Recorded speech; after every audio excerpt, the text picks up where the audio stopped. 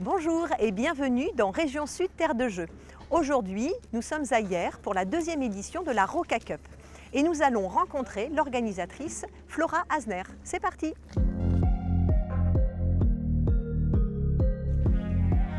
Bonjour Flora. Bonjour Emma. Bon, alors on est ici sur ta plage, celle où tu as fait tes débuts. Tout à fait, donc on est ici sur la magnifique plage de l'Almanar, sur la commune de Hyères-les-Palmiers. C'est là où j'ai grandi, c'est là où j'ai commencé à faire de la planche à voile il y a longtemps et où aujourd'hui on organise ce magnifique événement, la Roca Cup. Et d'où est venue cette idée de la Roca Cup? Tu es une pratiquante de planche à voile et là on parle de wing foil. Oui, tout à fait. Alors le wing foil, c'est un peu le dernier né des sports de glisse, à la croisée entre la planche à voile et le kitesurf. Et donc je me suis mis au wing foil il y a quelques années et j'ai tout de suite accroché avec ce sport. J'ai commencé à faire de la compétition et j'ai eu envie de créer l'association EcoWave et de monter la Roca Cup. Et puis en plus là c'est vraiment c'est magnifique ce panorama ici et on a vraiment envie de le partager avec le plus grand nombre, j'imagine. Tout à fait, on a une chance quand même incroyable. J'ai une chance incroyable d'avoir grandi ici et d'habiter aujourd'hui ici. Et c'est un endroit qui se prête beaucoup à la pratique du wing foil parce qu'on est sur une plage longue qui fait quasiment 7 km de long. La plupart du temps, c'est du vent du Mistral qui vient en face. Et donc quand on apprend, c'est parfait parce qu'on peut en faire tranquillement le long de la plage. Si jamais il nous arrive quelque chose, le vent nous ramène sur la plage et on est comme ça, on va dire, un peu en sécurité, quoi. On peut dire sur ton visage et dans ta voix que ça a été une organisation... Ça a été 4 jours incroyables, 4 jours de folie. J'ai plus de voix parce que ça fait plus d'une semaine que je dois parler fort, dans du vent fort, avec beaucoup de monde. Beaucoup Exactement. Oui. On est là sur la deuxième édition seulement. Il y avait déjà beaucoup de monde sur la première et cette fois-ci c'était impossible de se carrer, quasiment impossible de passer au milieu et d'arriver à accéder au show. Donc bon, je pense que c'est un succès. Un très bel engouement pour cette Roca Cup que nous allons découvrir en images. Une voile gonflable en forme d'aile, une petite planche légère, une dérive à la pointe de la technologie qui permet de sortir de l'eau très rapidement, le wing foil est né il y a seulement 4 ans et il a immédiatement obtenu un grand succès chez les amateurs comme chez les marins les plus aguerris. La principale particularité, c'est qu'on vole, on est à peu près 1 mètre au-dessus de l'eau et c'est l'outil le plus accessible au grand public pour voler au-dessus de l'eau. C'est le sport le plus accessible et le plus ludique qui est en ce moment sur le marché. Évidemment, en regardant les champions, vous êtes peut-être en train de vous demander si c'est aussi facile que ça en a l'air. Sachez que la réponse fait débat même chez les pratiquants. Ouais, c'est difficile quand même. J'ai mis 2 jours à savoir pomper et 6 heures par jour à l'eau. Donc pendant 2 jours, 6 heures à l'eau. C'est la première fois depuis plus de 30 ans qu'un nouveau sport nautique fait son apparition. L'occasion de proposer un nouvel esprit sportif et d'apporter une ambiance différente, plus conviviale. Alors moi je fais des compétitions au long de l'année de championnat du monde et c'est beaucoup plus sérieux que cet événement-là.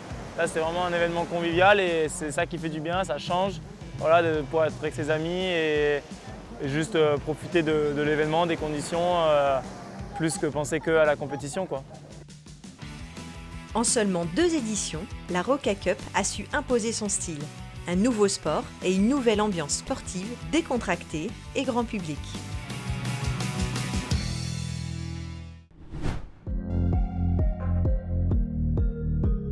Alors on l'a vu, la Roca Cup est un événement unique au monde. Ah oui, tout à fait. C'est vraiment un événement on est parti en fait dans tous les sens, on s'est fait plaisir. En fait, on s'est réunis il y a à peu près 2 ans avec un certain nombre de riders au niveau et on s'est dit mais qu'est-ce qu'on pourrait faire de fou qui nous ferait kiffer en wing foil. Et donc on s'est dit on pourrait essayer par exemple de mettre des obstacles, donc des grosses bouées et de faire du wing foil border cross. C'est vachement plus fun que ce qu'on fait d'habitude en compétition en Coupe du Monde. Et donc du coup c'est ce qui fait aussi qu'on parle de la Roca Cup dans le milieu du wing foil à l'international et que du coup on inscrit cet événement, la ville de Hyères, la région sud, le département du Var à l'échelle internationale. Justement, à double titre, tu aimes faire découvrir la région puisque tu es à la fois ambassadrice de la région et surtout championne du monde depuis 2022. Oui, tout à fait. J'ai eu la chance de gagner ce titre en 2022. Et oui, moi je suis d'ici, j'ai grandi ici. Pour moi, ça a été naturel de la représenter, quoi.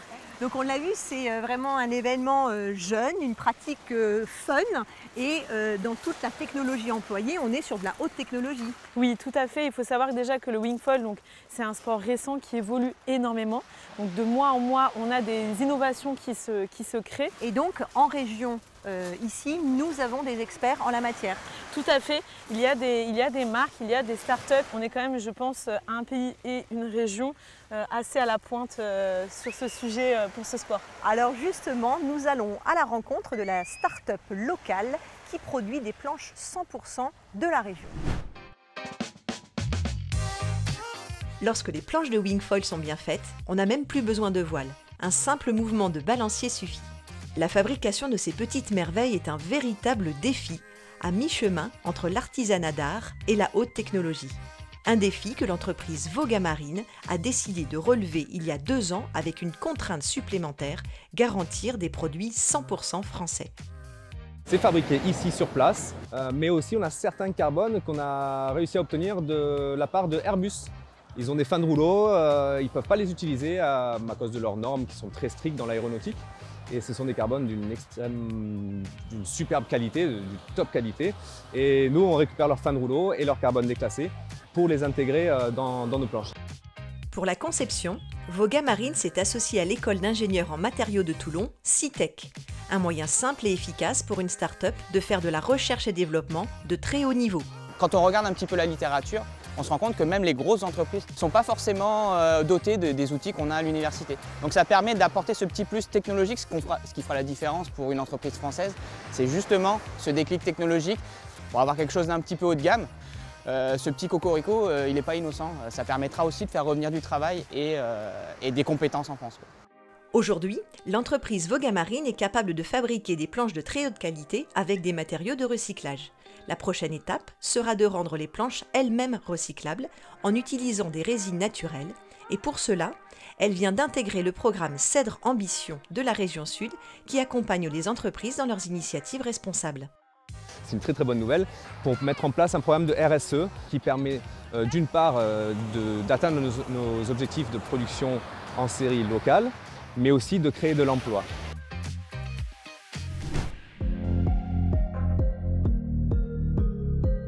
Donc on l'a vu, cette discipline est composée de beaucoup de technologies, de haute technologie. La technologie, en tant qu'ingénieur, ça vous parle? Oui, tout à fait. C'est vrai que j'ai la chance d'avoir cette double casquette. Je suis ingénieure spécialisée sur les enjeux de biodiversité.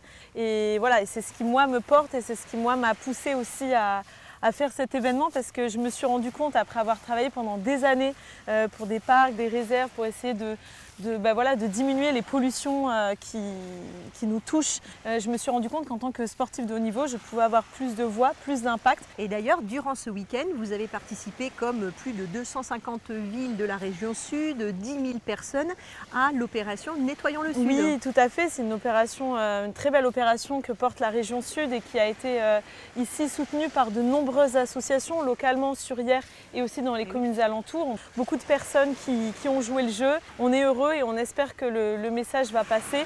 L'important est aussi de diminuer en amont la production de ces déchets au niveau des entreprises. Alors on va voir tout ça en images.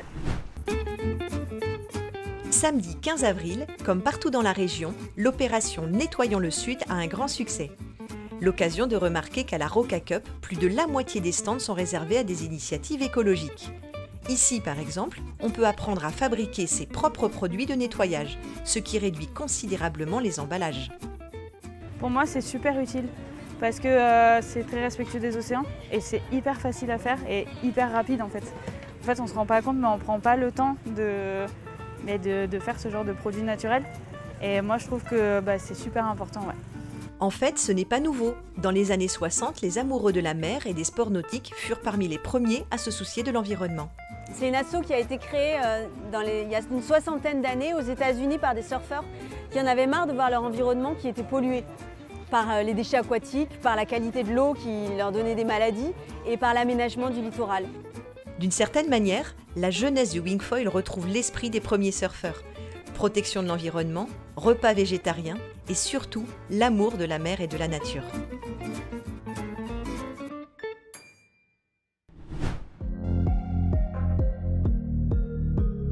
cette Roca Cup, on en retient les mots spectaculaires et extraordinaires. Quel est votre ressenti, vous, en tant qu'organisatrice?